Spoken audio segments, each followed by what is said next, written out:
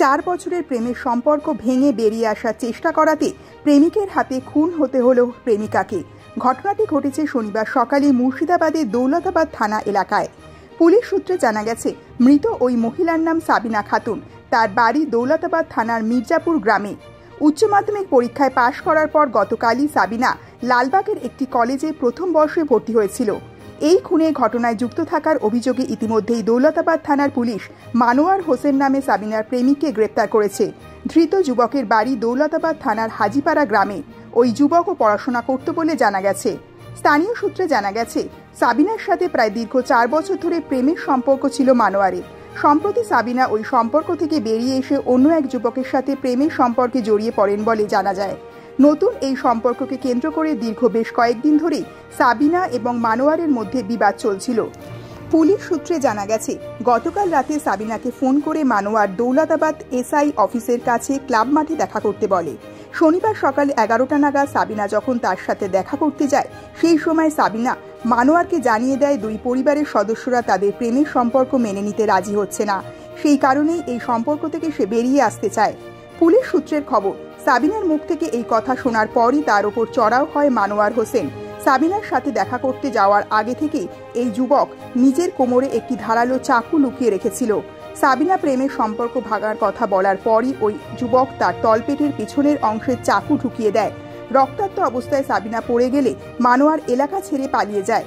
ঘটনার পরই সাবিনাকে হাসপাতালে নিয়ে যাওয়া হয়। সেখানে চিকিৎসকরা তাকে মৃত বলে ঘোষণা করে। মৃত ওই ছাত্রীর ভাই সেলিম রেজা বলেন, আমাদের পরিবারের তরফে দুজনের সম্পর্ক মেনে নেওয়া হয়েছিল, কিন্তু মানোয়ারের পরিবারের সদস্যরা এই সম্পর্ক মানতে পারেনি। সেই কারণে সাবিনা এই সম্পর্ক থেকে বেরিয়ে এসেছিল। দৌলতাবাদ থানার এক শীর্ষ আধিকারিক নাম না প্রকাশের শর্তে বলেন, খুনের ঘটনার আধ ঘন্টার মধ্যেই আমরা অভিযুক্ত মানোয়ার হোসেনকে গ্রেপ্তার করেছি। উদ্ধার হয়েছে খুনের জন্য ব্যবহৃত ধারালো চাকুটি। পরিবারের তরফ থেকে ধৃত যুবকের বিরুদ্ধে খুনের মামলা রুজু করা হয়েছে। পায়খানা ফিরল, দাঁত কচলাইলো, কচলে ঘরে ঢুকে মাথা চিরা চায়ের দোকান গেল। চায়ের দোকানে যায় চা খাই আছে কি খাইনি বলতে পারবো না। আসলে আসে অমনি চলে গেছে। আনছি কোথায় যাচ্ছে বোধহয় তেমন চাই গেছিল মোটর সাইকেলে। দিয়ে তো আসে ওই বলছে যে আমি আমার জীবন নষ্ট করেছ, ওকে মা মারে ফেলালছি আমি। তা বলছে এ কথা, আর বাড়তি কথা কিছু বলেনি আমাকে। ওই বলছে আমাকে ওই ছুরিকে মেরে ফেলালছে দেখছি, আমার জীবন নষ্ট করে ফেলাইছে, ওকে মেরে ফেলালছে এ কথা। আর বাড়তি কথা কিচ্ছু বলেনি। পালায় উনি, আমার ছেলে ফোন করছে পুলিশকে, আমি মার্ডার করেছি, আমাকে তুলে নিয়ে যান তাইছে। আর বাড়তি কথা কিচ্ছু বলেনি। পারবো না, ওরাও বলতে পারবো না, আমার বাড়িতে ওর নাই জানি না।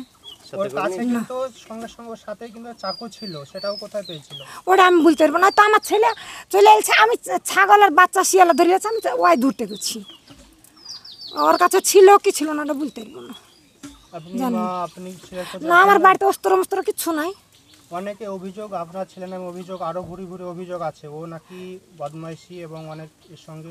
ওটা আমি বলতে পারবো না, বাবা মা শোনা আমার বলতে পারবো না। ওই মিজান লিয়ে গেছে, মিজানকে ফোন করুন আমরা, মিজান এসে লিয়ে পুলিশ এসে তো রাস্তা থেকে লিয়েছে, বাড়িতে ঢুকানি।